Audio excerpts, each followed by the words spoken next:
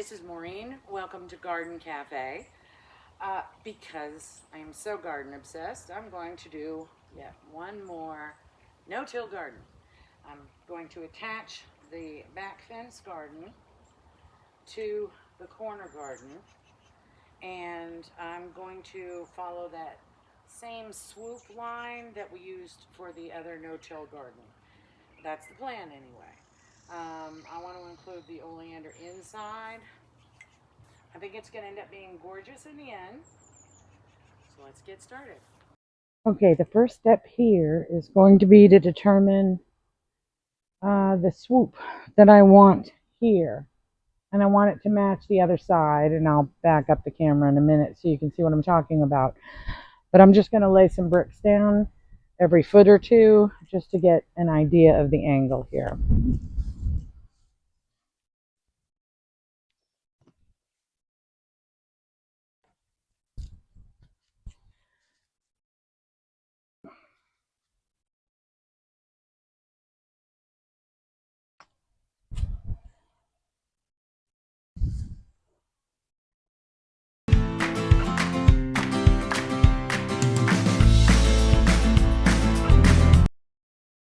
Okay, so here is the proposed line for the new no-till garden. And as you can see, I want it to basically connect with the new no-till shade garden. Of course, the new one will be more in the sun, but yeah, I'm probably going to need help making this line look somewhat continuous. Because my spatial awareness is so poor, I went online to get some tips into how to make this look a bit more uniform than it does. So I came up with an idea online on YouTube of pinning the hose under some bricks and then using it to get a much better and smoother semicircle. I already did it. First video messed up. So I just wanted to explain what I did.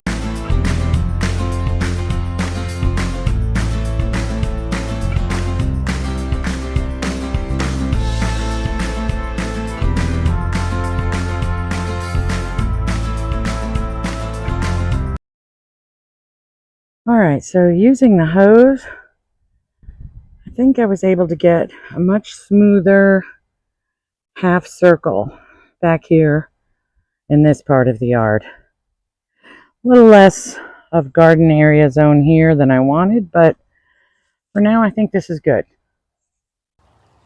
So in the end, I decided to throw the symmetry away. Changed my mind. I think what I'll do is, where it comes around here, I will eventually swoop around that crepe myrtle. So that way I don't need to have an exact half circle. Plus it gives me more garden space back in here. So what I've started to do is use the weed whacker to cut the grass down. So now I'm going to rake it up and then I'll finish over on this side.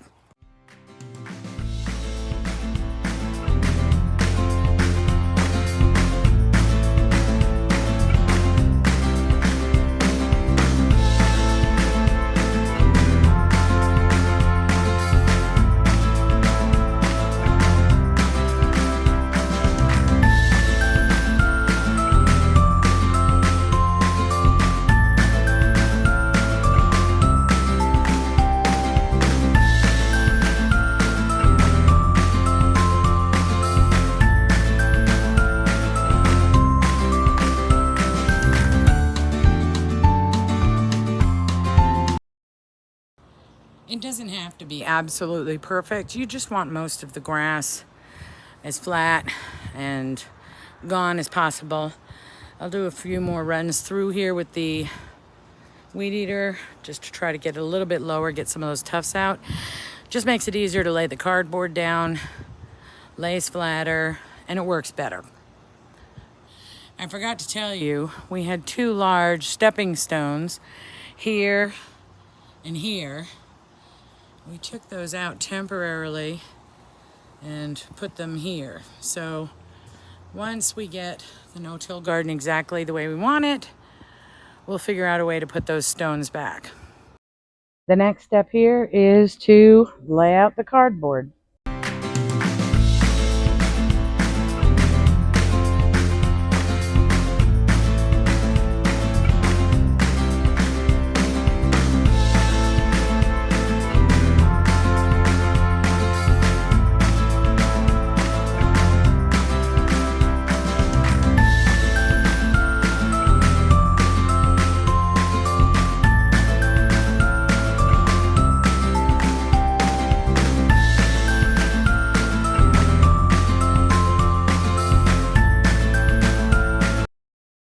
When you're using cardboard, it's important to make sure that you get as many of the stickers, tape, tags, anything off the boxes that they came with.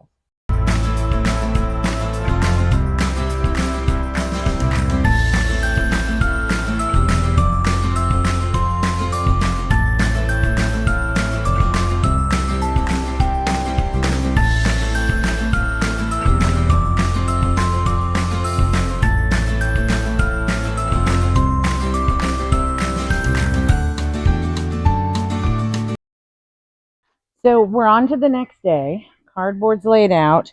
I'm going to wet this down really well. It doesn't do anything for the planting process, but it does help it all stay in place as you add the soil. Two new additions are these gorgeous drift roses that my sister got us. She brought them yesterday. We decided to plant them on both sides. So I'm going to wet the cardboard down, and then I'm going to start digging the holes for these now before I put the soil and the mulch down on top of it. And let's see how that goes.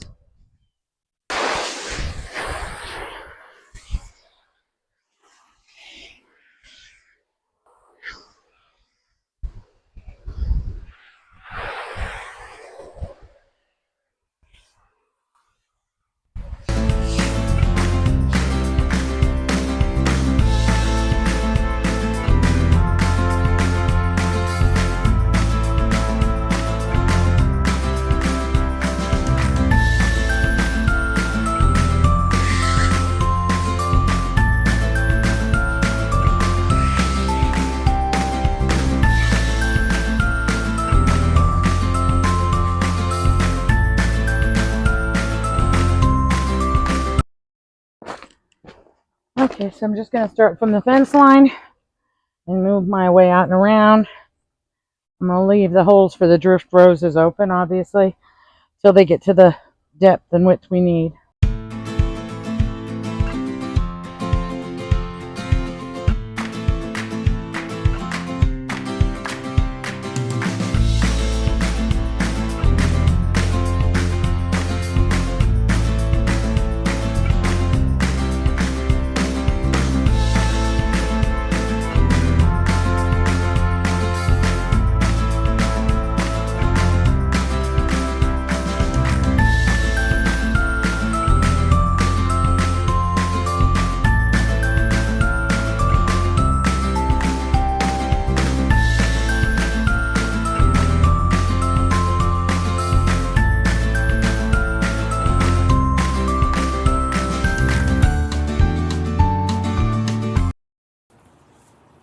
Okay, so we planted the first red drift rose.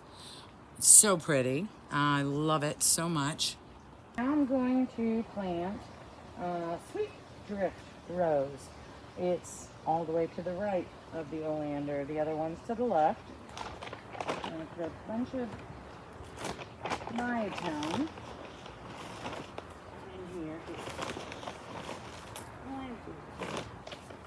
Nutrients, and then decide which way we want it to go. I think that's about good.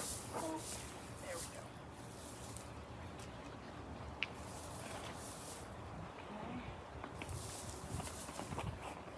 And for this one, we're going to use Roses and Flowers soil. It's soil specific for roses. That's nice.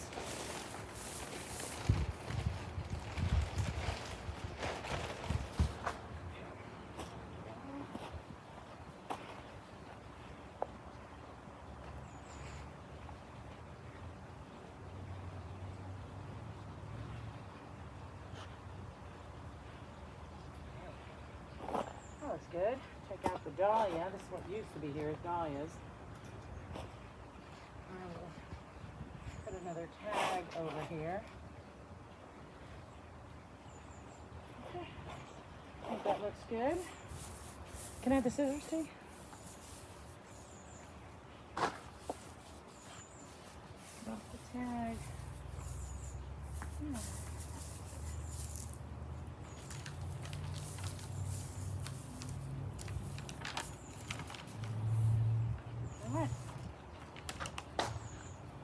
Okay, and of course water it in very well.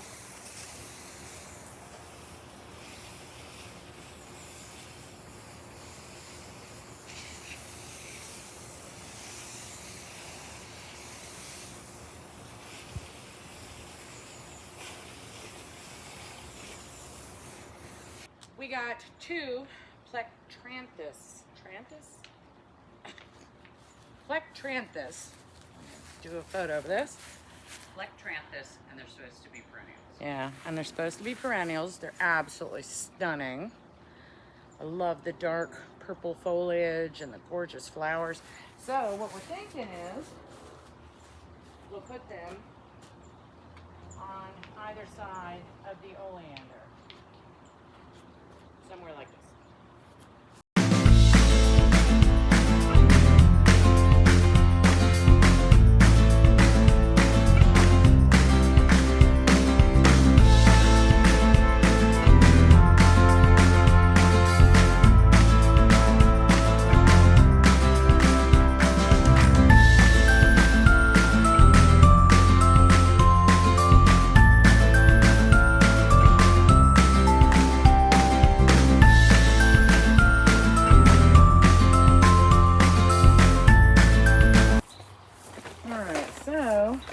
Put in some biotone. You want soil in there first, or is the hole No, not? I think the hole's good. But it's not too deep. It's just about right. It's taping now. Okay, so the biotone is in. And, wow, this is a little bit down. Loosen this up just a little bit. I think it's going to be much happier being planted in the ground. Okay, which side? Think that, Teresa? Is that look good? Nope, soil. I need soil. I put it in with the pot. It didn't go down that far. Well, you want to plant high. Yeah.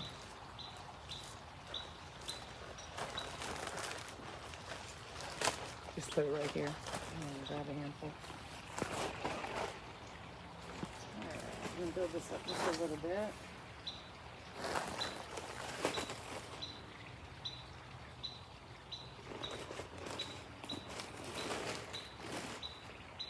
And again. This one? What do you think? Here? Right there? Yeah? Okay. One plant. Put some native soil in it too. Yeah, I will. That's not a lot of native. Most of it's bagged that we've just put out today. It's all good soil. Not our rocky, icky stuff. Are you still taping? Huh?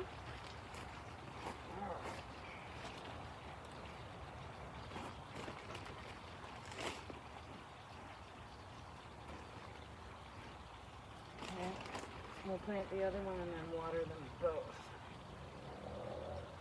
I think I'm going to do mulch around here.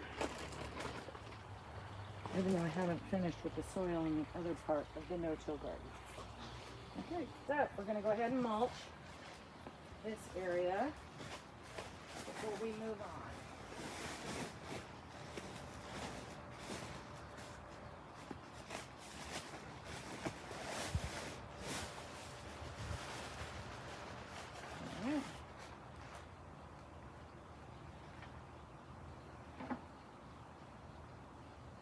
I have a soaker hose here, but I am going to be working on irrigation lines coming down both sides of the fence probably next month.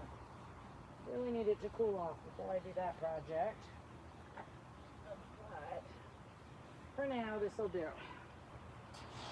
Okay, putting in the second Plectranthus. I'm sure I brutalized that terribly. Fine tune. I'm assuming this one's going to be root down like the other one was. Yep. Yep. Alright, loosen it up. Give those roots a chance to grow out into the soil around it. Right there? Is that good? It's hard to tell when you're closer up.